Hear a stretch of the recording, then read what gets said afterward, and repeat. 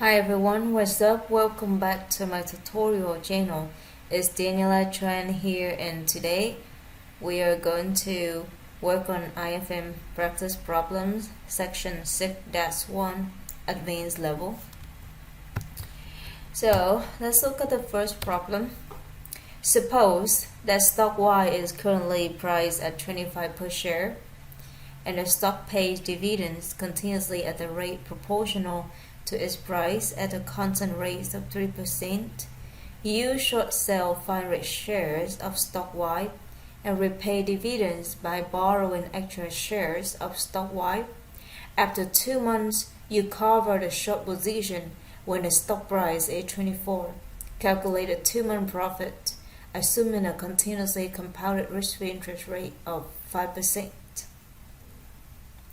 So, in order to calculate the 2-month profits, we have to first find out the cash inflow and cash outflow during the 2 months period.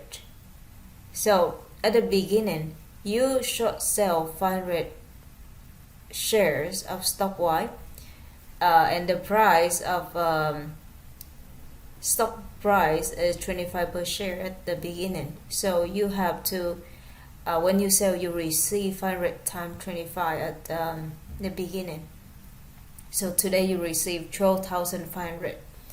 Now, the dividend rate is 3% continuously.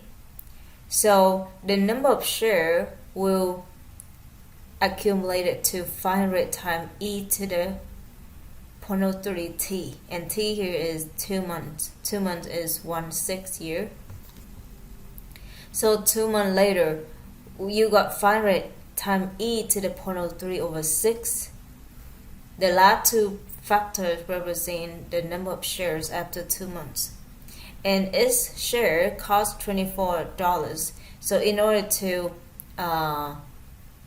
buy back, you have to pay 24 times 500 times e to the 0.03 over 6. Which is $12,060.15. So today you receive 12,500, and 2 months later you pay $12,060.15, and these two numbers at different time point. 12,500 is at time t is equal to 0, and 12,060.15 is a 2 months later. So the 2-month profit here is negative 12,060.15 plus 12,500 e to the 0.05 over 6, which is 544.45. So that's the 2-month profit, because the continuously compounded risk-free interest rate is 5%. Problem 2. Andy observes the current price of stock A and stock B. Stock A has a bid price of 0.25 and its ask price is X. Stock B has a bid price of Y and its ask price is 0.7. Andy creates a portfolio by buying 100 shares of stock A and selling 75 shares of stock B. The bid-ask spread for both stock is 0.35 per share. Andy's broker charges 3 per trade. What is his net cash outflow on the portfolio? So when Andy creates a portfolio, he buys 100 shares of stock A. So let's consider buying 100 shares of stock A first. When you buy 100 shares of stock A, you have to pay the ask price, but the ask price is not given. So we have to find out the ask price X of stock A first, using the bid-ask spread. The bid-ask spread is the ask price subtract the bid price. That's the difference between ask price and bid price. For stock A, the bid price is given as 0.25, and the bid-ask spread is 0.35. So we got the ask price, X should be 0.6. Similar for stock B, 0.35 is a bid ask spread, 0.7 is the ask price, and the bid price is Y, so we got Y is 0.35. Now we have the bid price and the ask price of A and the bid price of B. Now consider buying 100 shares of stock A. You have to pay 100 times X, and also you have to pay $3 per trade. So the transaction should be negative 3 minus 100X, and X is 0.6, so basically you have to pay $63, and this is the transaction of negative 63. Now when you sell 75 shares of stock B, you receive 75 times Y, but you have to pay $3 for a transaction fee. So basically you would receive only 23.25. So you pay 63 and you receive 23.25. So basically you pay 39.75. So any net outflow should be 39.75. Problem 3. Annie bought 100 shares of stock A and immediately sold them. Her broker charged a flat rate of 5 per trade. If we know that Andy's round trip transaction cost was 105, determine the bid-ask spread per share of stock A. Alright, so for this problem, we don't know the bid-ask spread, and we don't know the bid price and the ask price.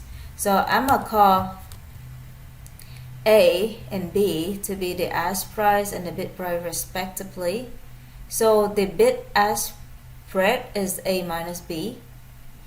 Annie bought 100 shares stock A, so she pays 100 A plus 5, because when she buys stock she have to pay the ask price. So the cost of this transaction is 100 A plus 5. Now she immediately sells 100 shares of stock A, so she received 100 B minus 5, because when she sells the stock she had to receive the bid price, and also she had to pay $5 for the transaction fee. So she received a positive amount of 100 B minus 5. So the cost of this transaction we have to flip to the negative. So any round trip transaction cost should be 100 A plus 5 minus 100 B minus 5 in the parenthesis, and it should be equal to 105, because the question gives us 105 is the round trip transaction. So we got 100 times A minus B is equal to 95, so A minus B is 0.95, and this is the ask price, the bid-ask spread. Problem 4. Arthur short sells 420 shares of XYZ stock when the ask price is 25.45, the bid price is 25.05. His broker charges 0.5% for commission.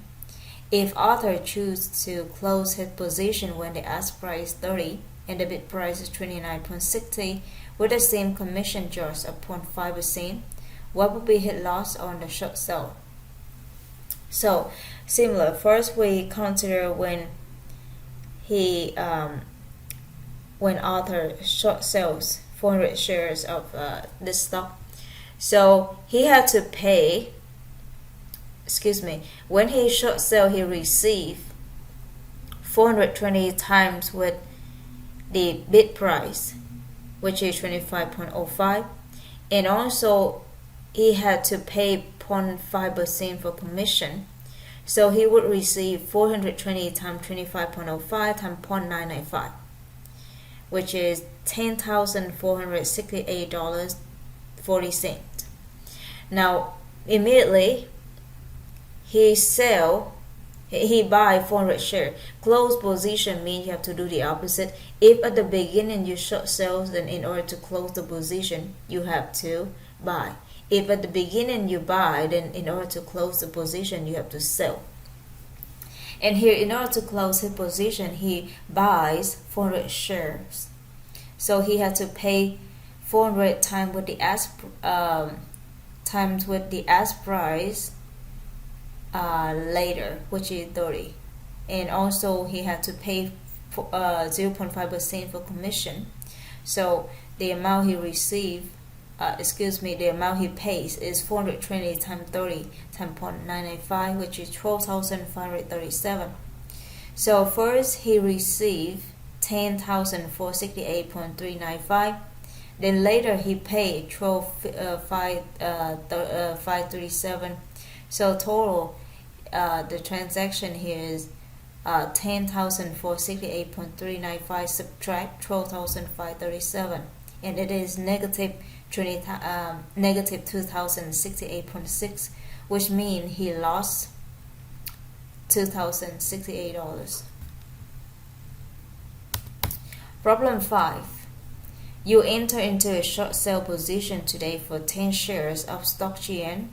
The bid price is 105.5 and the ask price is 106. The annual effective interest rate 2%. What will your loss be if you close your position 3 months from now, when the bid price is 113.90 and the ask price 114.70, knowing that your broker just 10 per transaction? It's just similar. So